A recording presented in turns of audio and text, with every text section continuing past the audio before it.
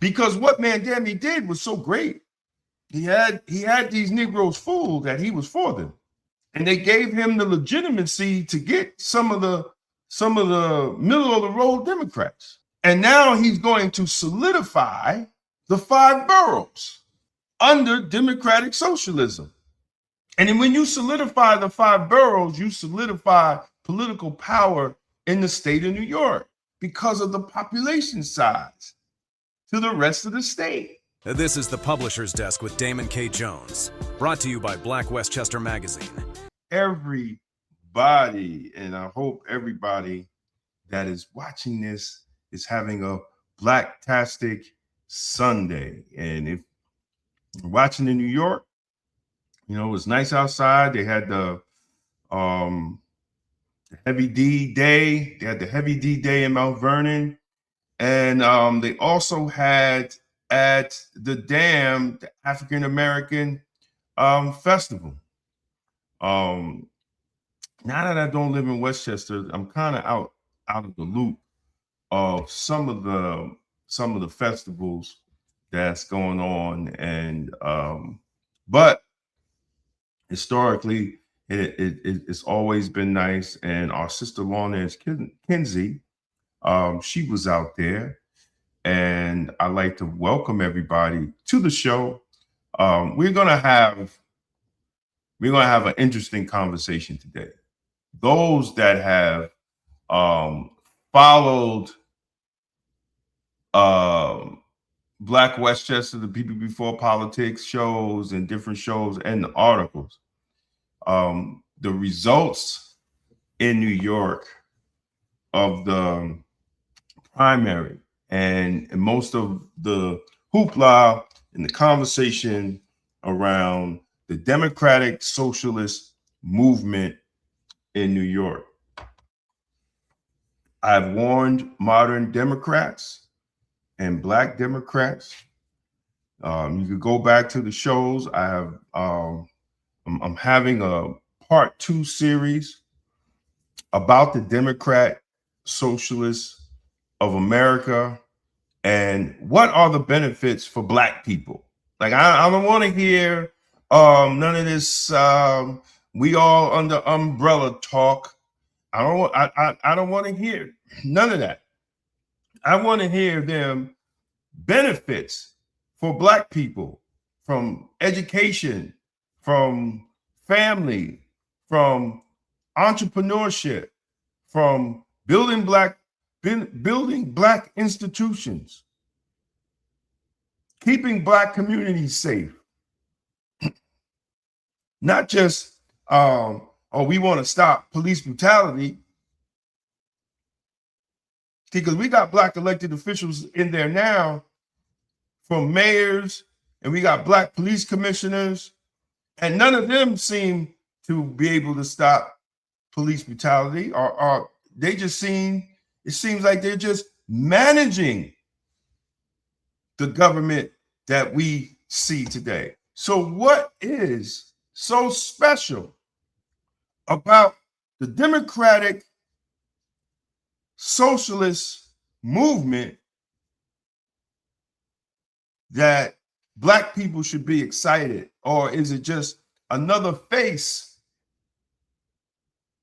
another white face in the place, selling dreams? That's the question. That's the question that Black people need to have, especially in New York. Especially in New York. For those families that can't move south and get out of the foolishness.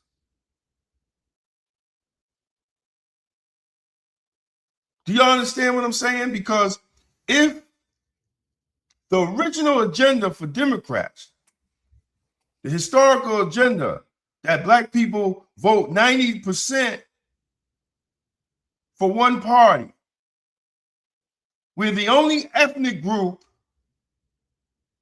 that votes over 40% for one party. We vote 90% for one party. And we have the least amount of power. From Asians to Hispanics to Italians, white folks, they all hover around 40% for one party.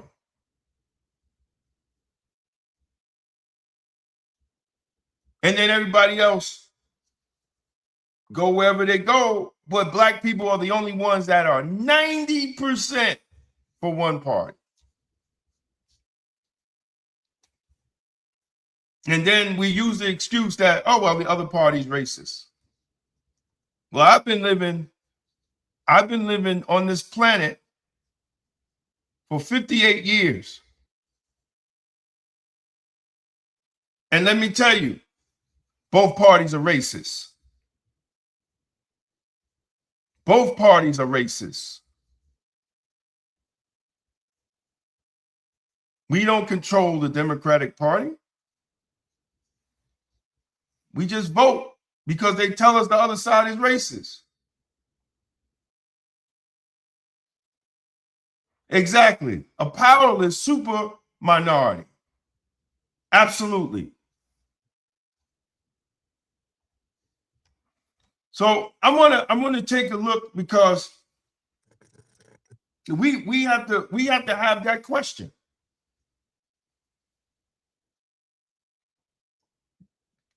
See, because all the black folks, Al Sharpton and all these Negroes jumped on the Mandami bandwagon. Yes, they did. They jumped on the Mandami bandwagon. I went up to, and I'm going to go deeper in this on the publisher's desk with part 1 and part 2 about the Civil War and the dead. But we're just having conversations. I went to the Black and Latino Caucus. They have it every February for some reason on Valentine's Day weekend. I really don't understand why they do that. On Valentine's Day, on the day you should be having lovey-doveys with your significant other, they're having a conference. Well, anyway, you would have thought that Mandami was Jesus Christ, the way these Negroes surrounded him. It was so packed, you couldn't even get into the theater that they had when he was on the panel. They treated him like he was the savior of black people. Yes, they did. I was there. And I was like, wow, this guy haven't said anything about empowering black communities in the 5 boroughs. He didn't say nothing. But they fell in love with him. Now look at him. Now these same black elected officials are panicking. Because number one, he's showing the black New York elected that he doesn't need them.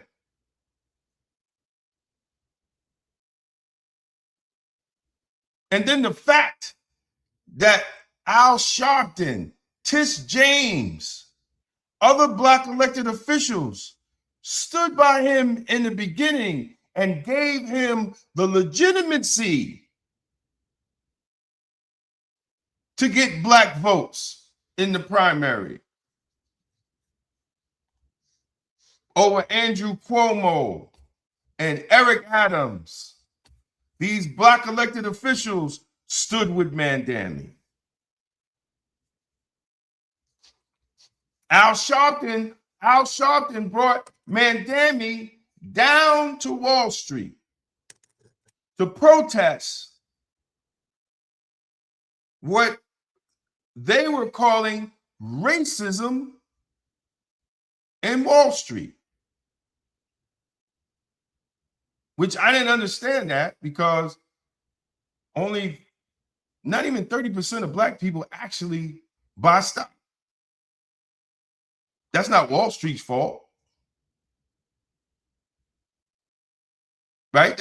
That's Black people not being taught how to invest in stocks so they could have some type of generational wealth. But on the area that they were marching is the graves of our ancestors, Black Americans. It's a graveyard that they found down in Wall Street, where we worked from can't see morning to can't see night, building New York. There's no hear about no damn immigrant built New York. Black slaves built New York.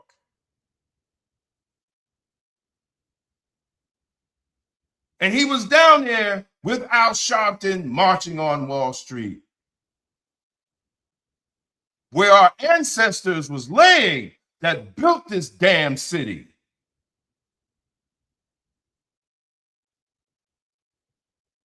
And the Negro had the nerve when he got elected, Mandami, and stood and said, immigrants built the city. No damn immigrants built New York City. It was Black slaves.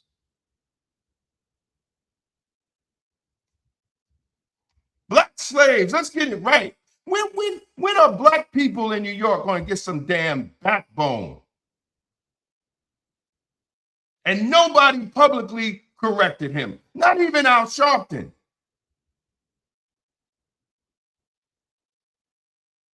So when the grassroots started talking, he went on some weak podcast and tried to explain himself.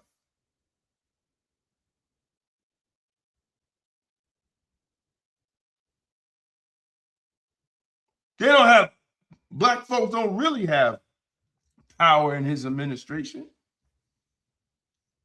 His agenda is not for Black people. Now, I know some people that are appointed in his administration. I'm not mad at them for getting jobs. Some people should be where they were positioned. But at the end of the day, the agenda is not for us.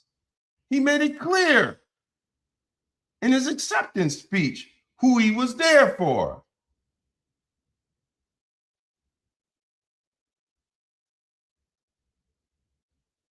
So they stood around him.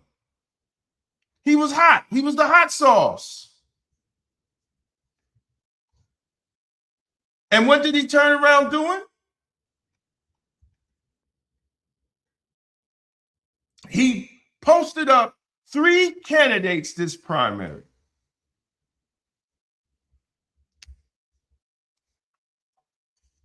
And the biggest win was Daraliza Alvila Chevalier when she defeated Adriano Espinal, a seasoned veteran Latino.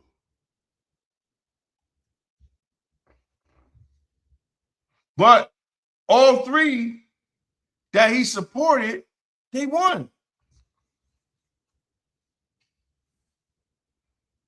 And then there's a video of the Democratic Socialists election night screaming to our man Hakeem Jeffries, who's another failed Black politician, I said it. that he was next.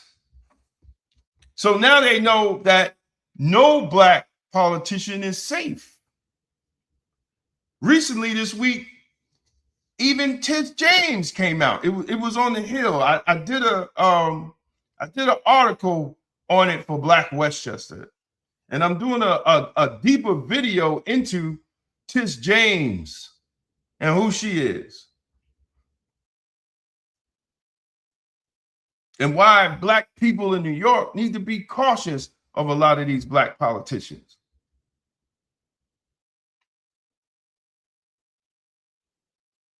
She's nervous because what Mandemi did was so great. He had these Negroes fooled that he was for them. And they gave him the legitimacy to get some of the middle of the road Democrats.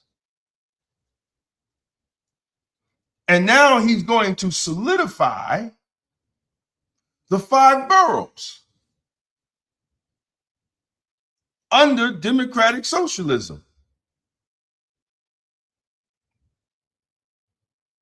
And then when you solidify the 5 boroughs, you solidify political power in the state of New York because of the population size to the rest of the state. So now Tish James is scared for her job. Tish James is scared for her job.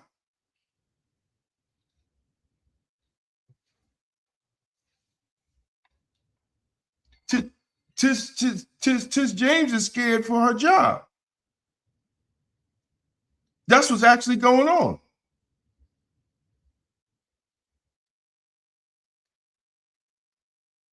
So now there's a civil war in the state of New York. There's a civil war in the state of New York. But the question I have for black people in New York and the greater black people for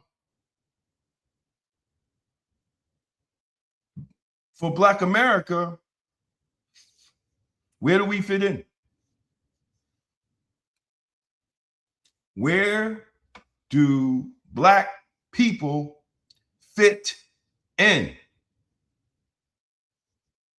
Who is fighting for us?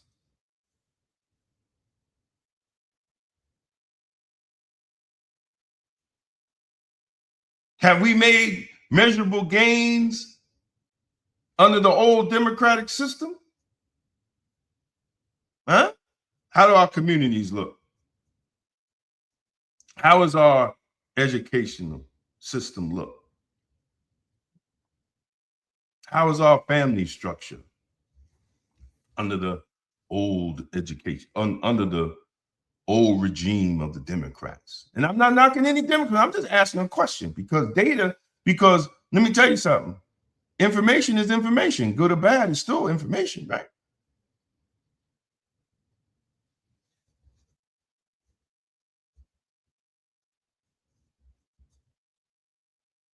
Well, yeah. Well, I mean, she's going to have to deal with that.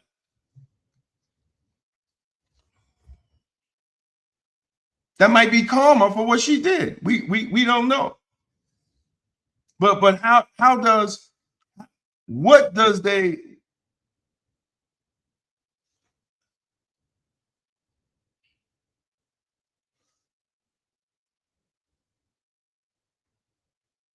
exactly?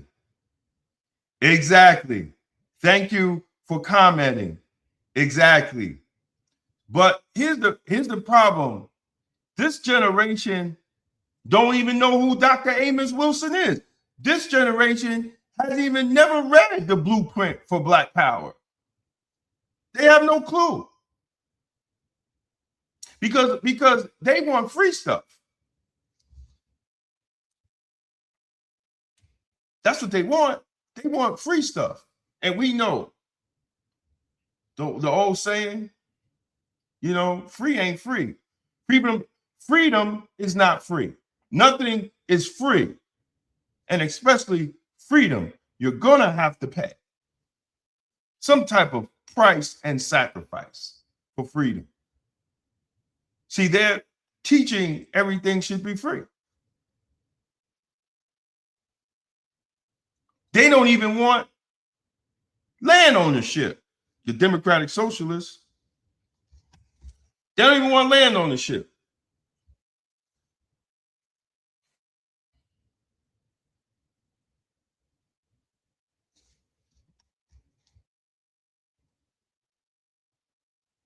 Well, I mean, yes, and no. Well, this generation. Oh, really? Oh man. You try to turn it down. Thank you. Hope that's better. Hope that's better. I tried to turn it down. It acts like that sometimes. Thank you. Okay. This this generation has been misled. And it's really being misled by social media. Okay, thank you. And it's really been misled. It's really been misled by social media. Thank you. Thank you, my friend. Thank you. It's really been misled by social media, brothers and sisters. We got a lot of these podcasters that don't know what they're talking about. They don't know what they're talking about. Some of them don't even have the lived experience to have the type of conversation that they're having. But as long as they get likes and clicks, they make them legitimate. And that's how they get on a lot of these shows. Like they wouldn't put me on a show because they say, oh man, Black Westchester only has 20,000 followers. Even though I wrote 12 books, I have 33 years experience in law enforcement, and I have over 30 years in fighting for my people from the ground. But I wouldn't get put on there because I only got 20,000 followers. So they'll put somebody on there that has 1 million followers and don't know what the hell they're talking about. And that's how misinformation spreads. Unfortunately.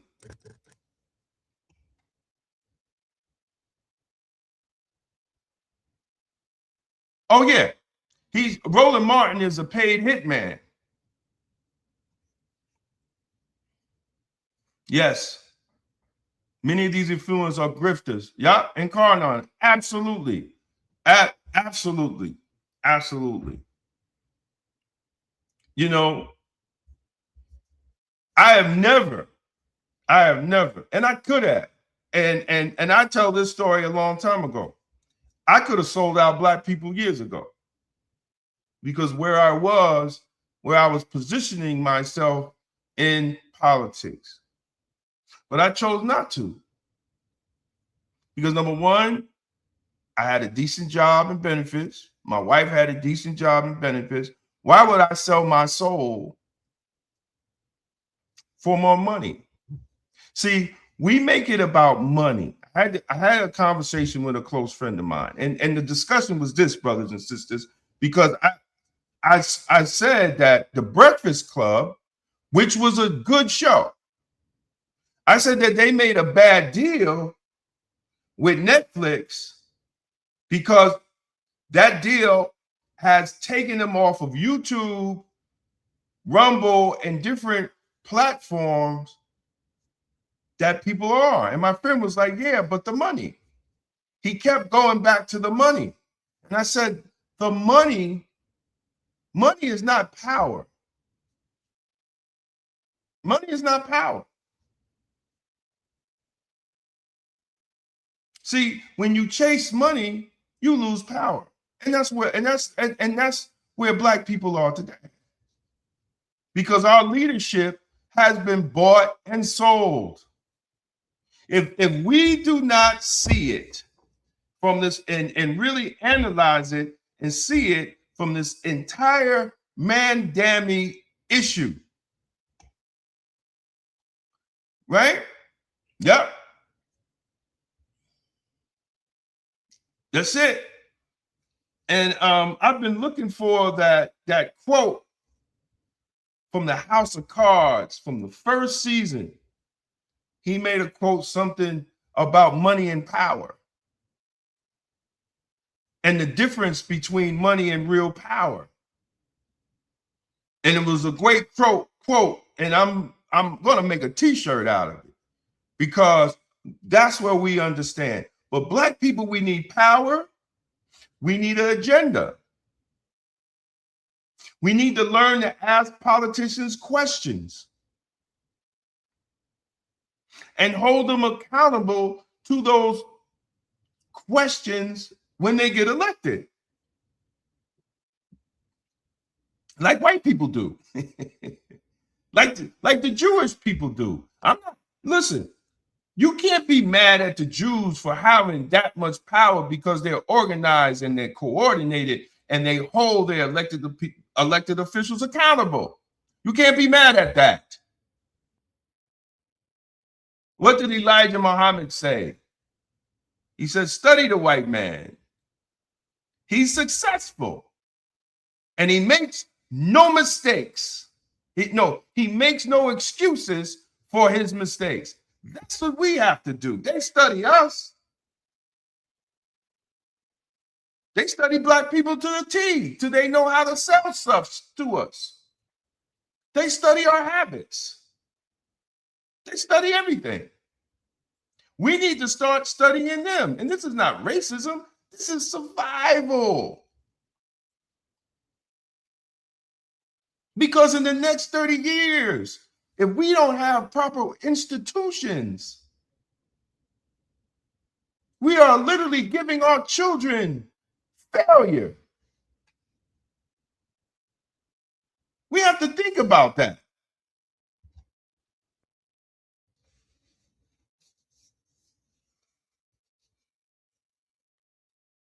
Right. And that's the same reason affirmative action was a failure. DEI was a failure. We went out here and boycotted, and I'm going to make it plain. And I did a video on this. We went out here and boycotted Target. And Target had most Target sold more black brands than Walmart.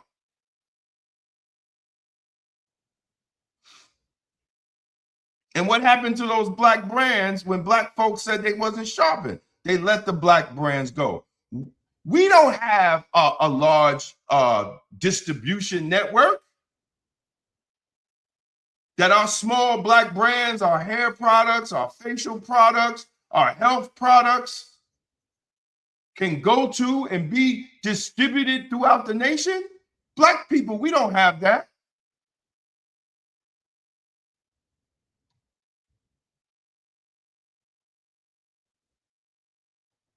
So we destroyed black businesses in the process of fighting for DEI, a program that never benefited black people.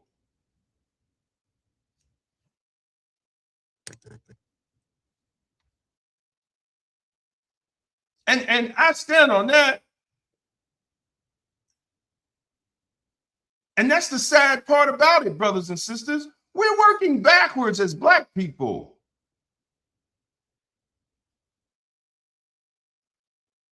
We are working backwards.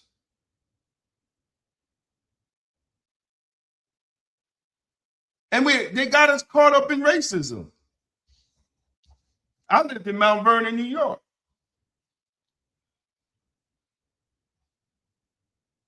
How are you going to blame Republicans and Trump for the condition of Mount Vernon?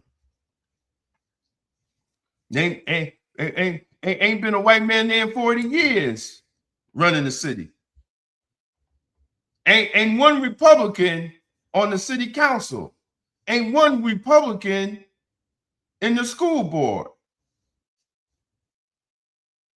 The fail board, as I call it, because black children are coming out there, they can't even read correctly or comprehend.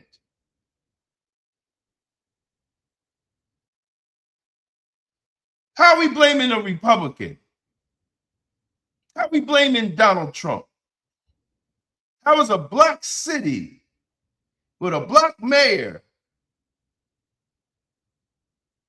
a black city council, you got one white person, and she's a Democrat, no Republicans in sight.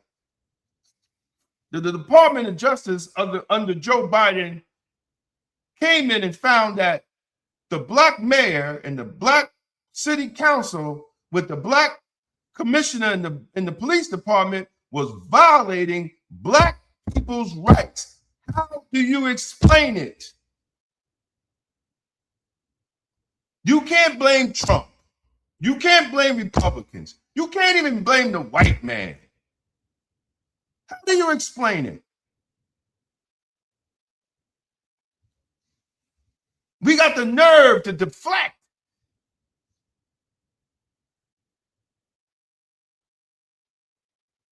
And we ain't even holding ourselves accountable, brothers and sisters. Yes, I would vote for a black politician.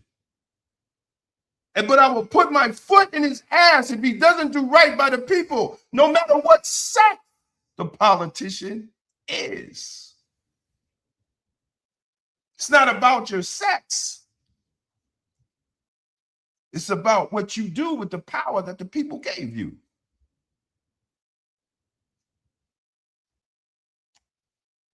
We got to get it right. We have to get it right. And we're not. Because we're playing too many games with these Negroes. I said it in January. Pharaoh has let black people go. And Pharaoh did. He let black folks go. But we have almost $2 trillion in spending power a year, more than the country of Mexico. We spend on bullshit more than it takes Mexico to operate. The whole country. We buy bullshit, Mercedes Benzes and all this other craziness. We buy all that stuff. And we don't buy it from people that like us. And we buy it from people that do not like us.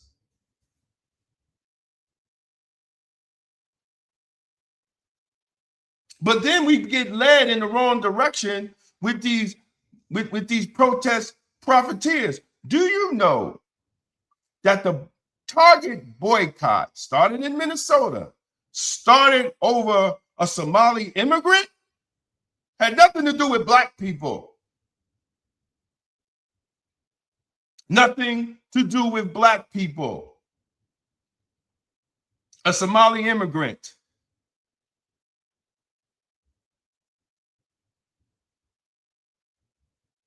Really, it had nothing to do with DEI. According to the sister on Roland Martin, you can just look up Roland Martin and look up the Target thing. According to her, it really had nothing to do with DEI.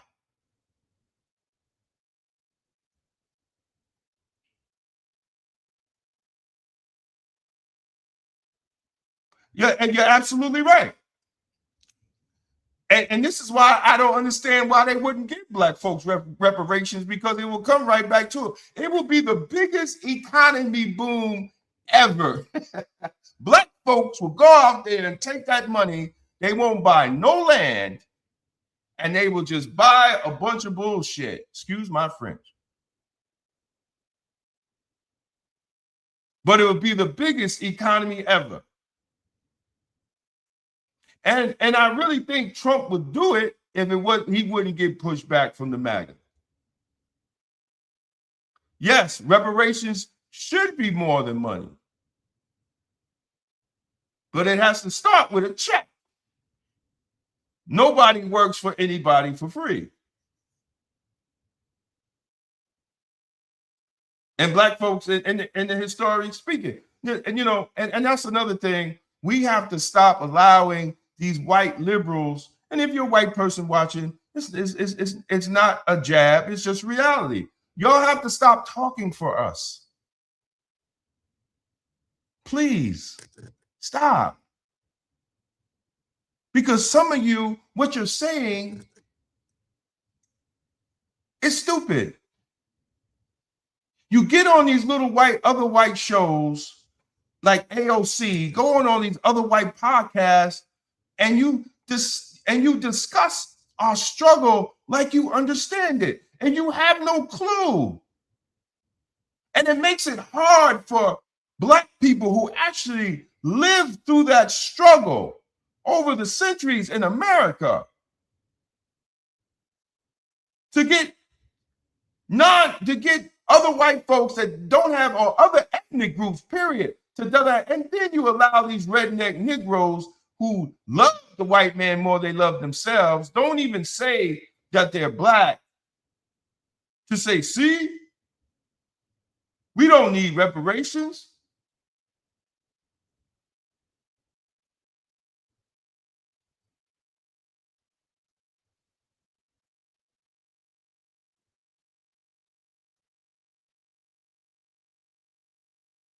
All blacks ain't immigrants.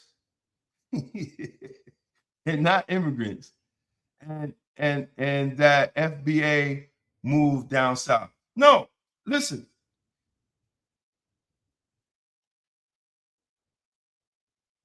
Yeah, I know, right? Yeah, no, that's not true, man. Don't, sister, thanks. I've been wondering. No, FBA, if you want to call yourself FBA, that's Foundational Black Americans. That means the descendants of the slaves. I just say Black America, period. I just say Black America because if you are a descendant of those slaves that are brought here, you're part of Black America. You're a part of the struggle. You were the ones that fought for the civil rights. You were the ones that fought for reparations. And let me understand, reparations was a Black Republican idea. Wrote an article on that. So you got these Black Republicans talking down reparations, the redneck blacks, that's what I call them, that talk down reparations without even understanding that reparations was a Republican idea. When they fought for reparations for the slaves to get benefits and to get pensions like the Civil War benefits. And they were Black people. They were Black Republicans, because remember, we were Republicans before we were Democrats.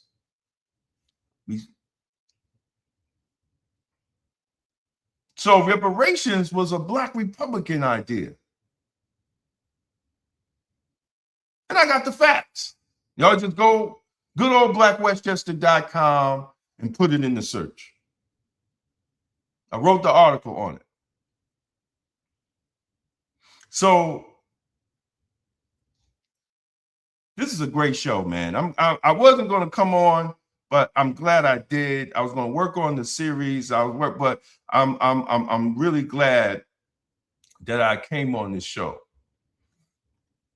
If anybody knows anybody in the DSA, I want them to come on the show. I really do. I want them to explain to Black people how the Democratic Socialists of America can benefit Black folks. You know, because on the cover it looks nice, but deep inside their policies, you know, they just You know, Mandemi just did a rent freeze, right? Everybody's like, oh my God, he freezed the rent. But I mean, it's smoke and mirrors, brothers and sisters. It's smoke and mirrors. The rent freeze only covers, I think, 1 million apartments, if that. And it doesn't help the real needy of New York City, those that are in NYCHA. New York City is the biggest landlord because of the NYCHA buildings. And those, oh man, I appreciate it. Thank you. Thank you for the super chat. Thank you very much. Thank you. Thank you. And NYCHA is the biggest landlord. New York City government is the biggest landlord. And look at the housing that these people are living in. It is disgusting.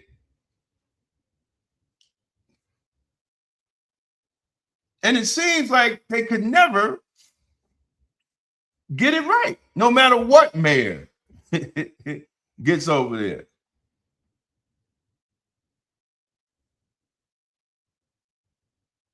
These guys have been infiltrating Black organizations for years. Yep, the communists have been trying. Yep. Absolutely. Well, they got it now because it's not just Black people. They got the white folks, the liberals. And Malcolm warned us about the white liberal. Now, people that's watching, I ain't saying nothing racist. I'm just telling you the truth. I'm for anybody to have whatever they want, whatever God blessed them to pursue and advance, as long as you don't do it over me and my people. I ain't never scared of a racist or a bigot. I'm going to correct it, or a bigot. See, because a racist has power. A bigot, just a bigot. He just don't like Black folks. I ain't never scared of a bigot. But when you're trying to put power over me and what God has given me to pursue my purpose and my life, then we have a problem.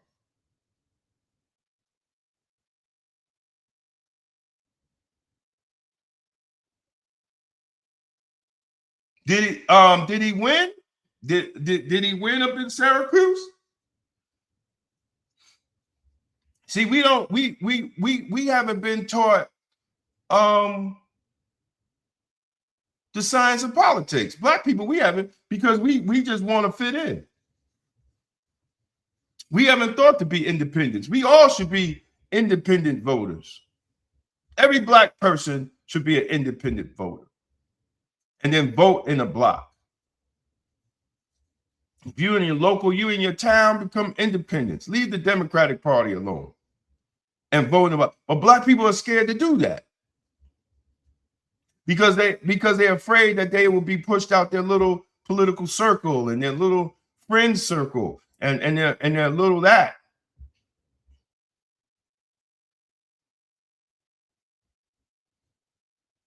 I could have been the greatest thing since sliced bread in Westchester County, but I chose not to.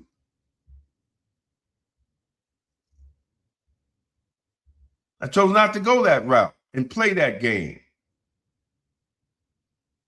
Because I was a man, damn it. I was a man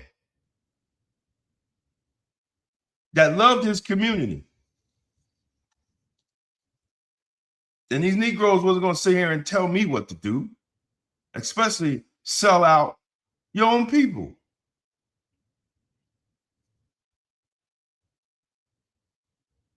And we have to stop saying vote blue no matter who. That's the most unintelligent thing anybody could ever say in their life. You having all these intelligent people with all these degrees these high degrees, and they're going to come out their mouth and say, vote blue no matter who. How stupid is that? So if you're on the operating table, you're going to say, give me a sergeant no matter who. Give me the blue sergeant no matter who. So you're going to let anybody just cut you up and go into your body no matter who?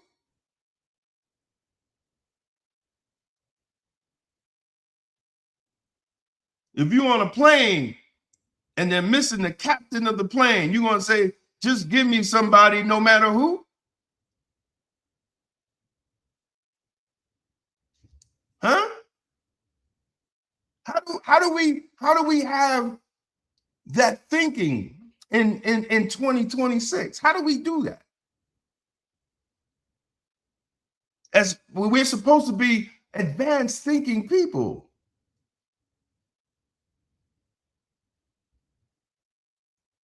My 6-year-old granddaughter won't even take nobody. She don't go with anybody no matter who they are. So why should we as adults?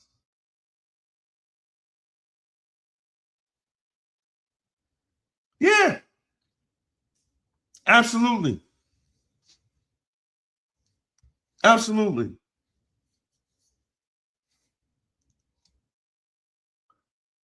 But definitely, people, man, we're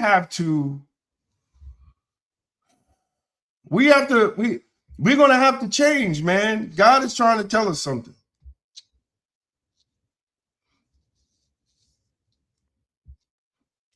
He's trying to tell us to come out of her. And we have to start thinking for ourselves.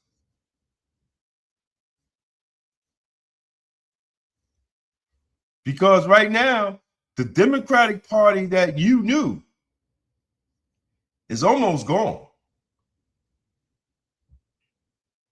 That gave Black people a few positions here and a few positions there. That Democratic Party that you knew is almost gone.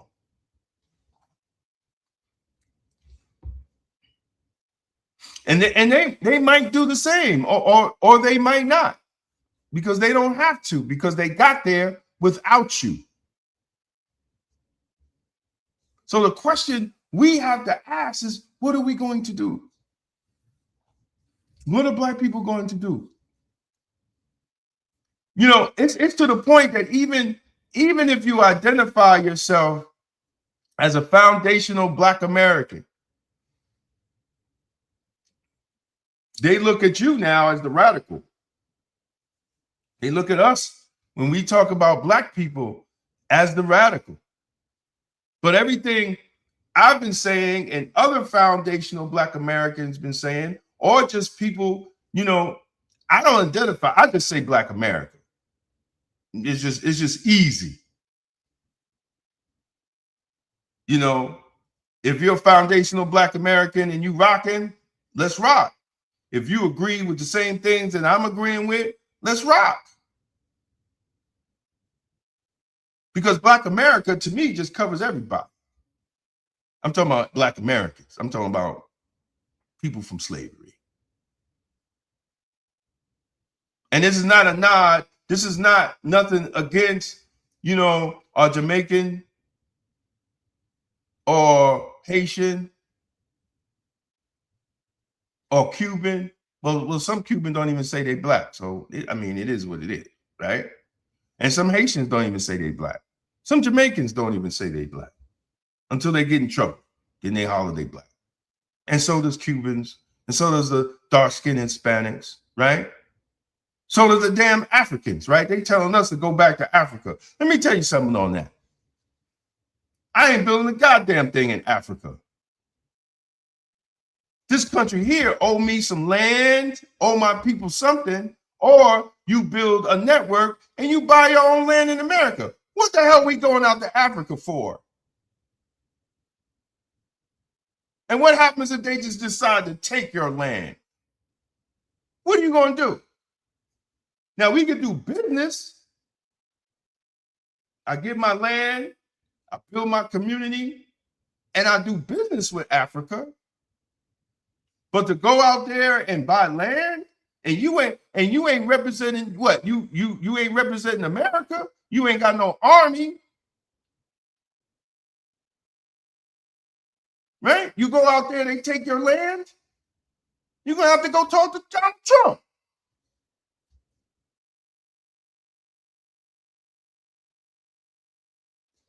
At the end of the day, let me make it clear. America has a bunch of problems. It's not perfect. It's not perfect at all. But if you literally traveled the world, see, most of these Negroes that talking ain't never traveled. They never been nowhere. They never been anywhere. You travel the world, they got borders over there. They got customs. They got things you can't do in their goddamn country or you're going to get locked up. You're going to get locked up. Then you realize, well, America ain't perfect, but it's shown up better than a lot of these large majority of countries and how they live. Most of the people that talking about, oh, we over here living good. No, they went over there with a whole bunch of money. Trust me, when you look at the people that's talking, they're not average people. Don't get me wrong, some people went over there and they made it, but no, they went over there with money. But that still doesn't take away that they could just change their mind. And I don't know what everybody's talking about going to Ghana. Now, Ghana passed a law that, no, they don't even recognize homosexuality. You get locked up over there. You get locked up over in Ghana now. You mess around with that homosexuality, going out there with the flag and twirling and doing all that stuff. See what's going to happen to you in Ghana. I want to know because in December, every year in December, the last 2 weeks of December, they do this big festival out there in Ghana. All the entertainers be out there. I want to see how this is going to happen now that homosexuality is against the law. I want to see. I really want. I can't wait to see the numbers because we know how the entertainment industry get down. So I really want to see how they're going to treat that.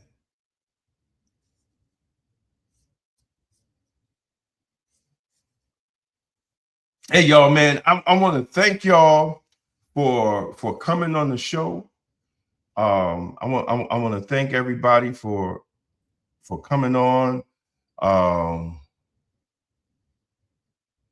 And I want to thank Shay Mayo. Did I say it right? I want to thank her for the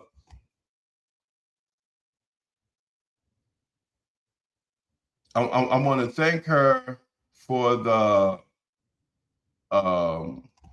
super chat. Jesus. I want to thank her for the super chat. It's appreciated. Thank you very, very, very much. If it's your first time watching, please like and share. Mondays, tomorrow, I got Meatless Mondays where we talk about health, wellness, and mental clarity. And the publisher's desk will be coming on at 8 o'clock. It'll be part 1. I'm doing a deeper dive into the whole DSA, Democratic Party. You know, I just wanted to come on and share my love with everybody and